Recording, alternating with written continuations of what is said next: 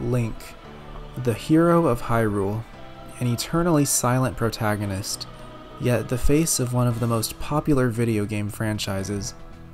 Playable in every single Legend of Zelda game to date, and even appearing in other gaming series.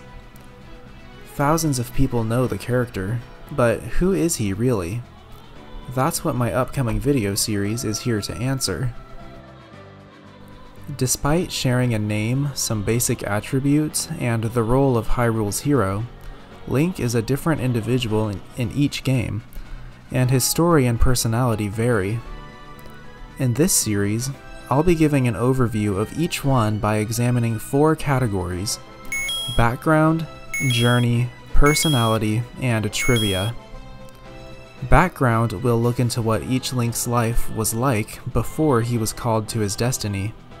Journey is a bit more complex, but essentially explores Link's overall story and the impact he leaves on Hyrule's future, as well as any personal development he undergoes.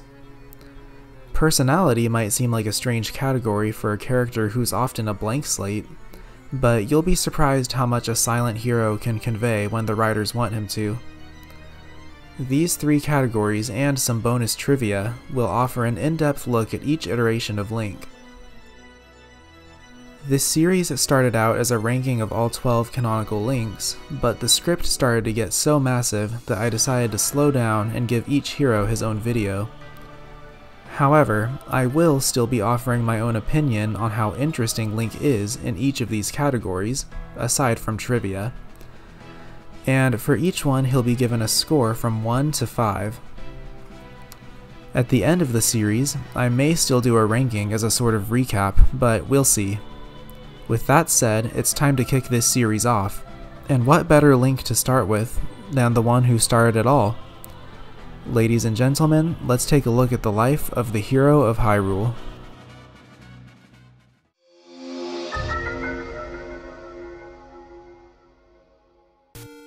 Not much is known about Link's life prior to his adventures in the NES games, but Hyrule Historia and the game's manual at least give tidbits. Link seems to have been a wandering swordsman of sorts, and was already experienced with the blade before the game began.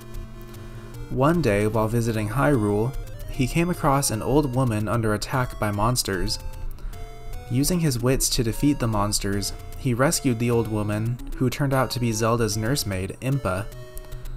Impa informed the young man that Hyrule had been overtaken by the Demon King Ganon and his monsters, and that Princess Zelda had been locked away in his lair.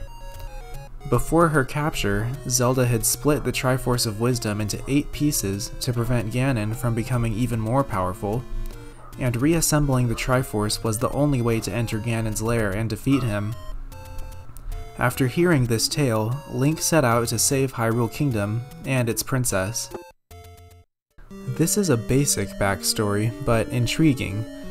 It's not often that Link already has experience before his quest begins, and it leaves a lot of his life beforehand up to the imagination.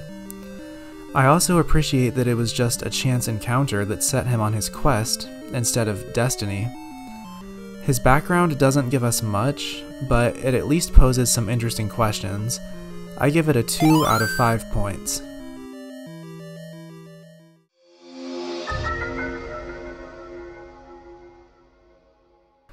The hero of Hyrule's journey spans 2 games. The Legend of Zelda begins with him obtaining a sword from an old man in a cave, who gives him the famous words, "It's dangerous to go alone. Take this." With that in mind, Link navigates 8 labyrinthine dungeons, defeating fearsome monsters and solving puzzles to obtain the Triforce shard hidden in each one. Along the way, he hones his mastery of the sword, earning him the right to the White Sword and finally the Magical Sword. Once the Triforce of Wisdom is whole again, he heads to Ganon's lair, Death Mountain. After braving the deadliest gauntlet yet, he confronts the Demon King, defeats him, and rescues the princess, officially becoming the hero of Hyrule. All is well until 6 years later, when Link notices a strange mark on his left hand. When he seeks the counsel of his old ally, Impa, she takes him to the northern castle. There, she places his hand on a door that had been sealed for generations, and it opens. In the room beyond sleeps a Princess Zelda from an earlier age. The legend goes that long ago, the princess's brother wanted to know the location of the Triforce of Courage, but she refused to tell him. The prince's right-hand man, a magician, cursed Zelda in his anger, causing her to fall into a perpetual sleep. In remorse, the prince put his sister into the North Castle in hopes that she would one day be awakened, a task that now falls to Link, as proven by the mark of the Triforce on his hand. In order to do this, he must restore 6 crystals to the statues located in palaces scattered around Hyrule, kicking off the events of Adventure of Link. This proves to be no easy journey. Ganon's minions are on the move, and seek to revive their master by spilling Link's blood on his ashes. With monsters pursuing him at every turn, Link makes his way through the 6 palaces, defeats the guardian of each, and returns the crystals to their rightful place. Along the way, he stops by several towns and helps the townsfolk with their needs, such as returning a stolen trophy or locating a woman's lost mirror. Once the 6th crystal has been returned to its palace, a final trial known as the Great Palace unlocks. There, Link faces his greatest foes yet, culminating in his own shadow. Emerging victorious at long last, Link earns the right to the Triforce of Courage. Combining its might with the other 2 pieces of the Triforce, Link wishes for the spell on the original Princess Zelda to be broken, completing his journey. The first 2 Zelda games set the bar for what a Link should accomplish, saving Hyrule and rescuing Zelda. These are both important feats, and NES Link even saved 2 different Zeldas. However, compared to the Links who came after, this is the bare minimum. In terms of personal arcs, it's cool to see Link become worthy of the Triforce of Courage, but that's also pretty standard at this point. As for impact on the people around him, Link does help out in some small ways in Zelda 2, like I mentioned earlier, but he doesn't really make as many personal connections as later incarnations. Sadly, I can't give this Link's journey any higher than a 2 out of 5.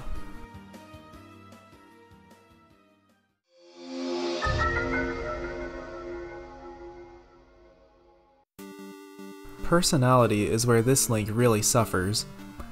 As an 8-bit sprite, there's really not much the developers could give him. However, we can look to his official art for clues. Across both games' artwork, he is portrayed as a stoic, determined hero, carrying a whole adventure's worth of gear on his back. His backstory also provides clues to his personality. As a child, he rushed into danger to save an old woman, and it was his personal choice to save Hyrule once he heard of its plight. This suggests that he is a dutiful and selfless young man, and extremely brave for his age. However, most other Links display these same traits as well, and have modern hardware to bring them to life more. So this is all really the bare minimum for what Link should be. I have to give him a 2 here, for a total of 6 points across the board.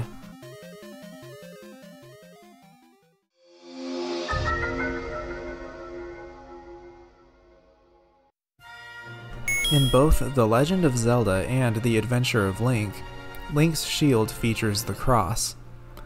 This is because Christianity was originally Hyrule's religion, making Link a medieval Christian knight in the game's original Japanese release.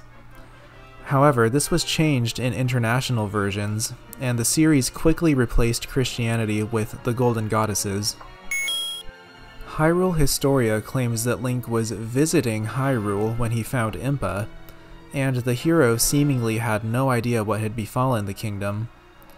This implies that he originated outside Hyrule, which would make him the only canon Link to do so. It's unknown if this is referring specifically to Lesser Hyrule, where the first game takes place, or the kingdom as a whole. Link is 10 years old in The Legend of Zelda and 16 in The Adventure of Link. This makes him almost the same ages as the Hero of Time throughout Ocarina of Time. This Link is one of very few to have actual dialogue outside of yes or no responses. In Adventure of Link, he will occasionally make observations such as, "I found a mirror under the table," or "It looks like I can get in the fireplace." The hero of Hyrule may not have as detailed a story as other Links, or as fleshed out of a personality, but he was the one who started it all. He laid the basic groundwork for the incarnations that would follow. A stoic, courageous young hero who defeats a big bad, rescues Zelda, and saves Hyrule. Even as an 8-bit sprite, he became one of the most iconic gaming characters, and it's only thanks to the shadow of his fellow Links that he earned a mere 6 out of 15 points on my chart. Thank you all so much for watching. I'd love to hear your thoughts on this new series, and if you enjoyed, leaving a like would be much appreciated. Next time we'll cover the hero of legend, who first debuted in A Link to the Past, and I do a ton of other Zelda content as well. Finally, if you made it this far, please check out my new Twitter account where I'll post updates on projects I'm working on. The link will be in the description. In the meantime, this is FP Productions, and I'll see you next time.